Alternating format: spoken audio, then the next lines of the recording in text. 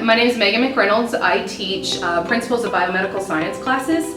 I teach the entry-level freshman Principles of Biomedical Science and then the sophomore level of Human Body Systems at Capital City High School. I've always loved school. It came natural to me.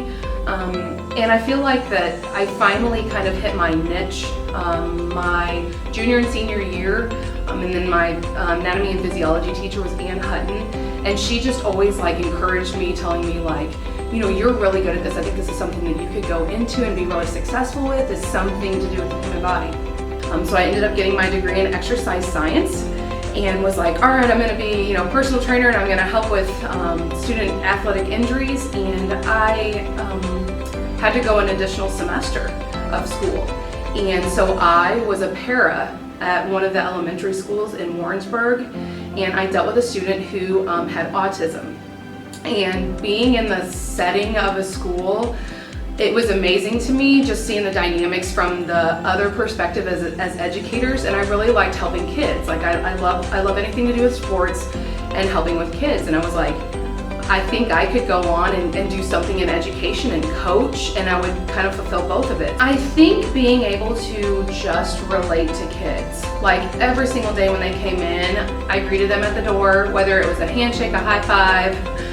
Some of them wanted hugs, and it was just, hey, how's your morning going? How are things going? How's your afternoon going? Depending on when you have them in class. And I think just even gauging where those kids are there, and if they're acting different than they normally do. That may be one of those that I need to pull you aside before class even starts and be like, hey, I'm here, whatever you need, let me know. And I think it's being involved in what they do outside of class. If I know that there was a kiddo that had a basketball game the night before, hey, how'd you guys do? I think a lot of that builds trust with students. It's one of those things that it's not like this is only what I do the minute I walk into school and I can just turn it off the minute that I leave school. That doesn't happen, and if that's how you are as an educator, then maybe education is not for you. I think about these kids.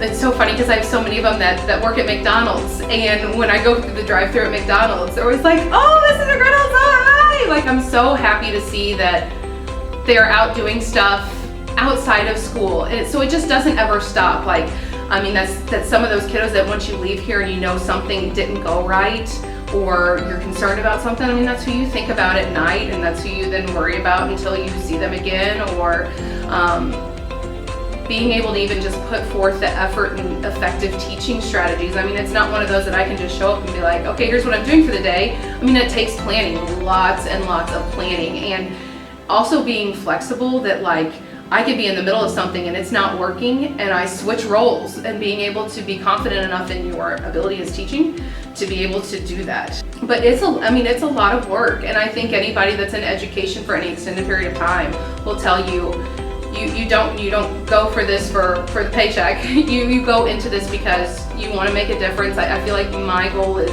I want to prepare these kids to be adults later and productive adults later, and you want to see all kids succeed.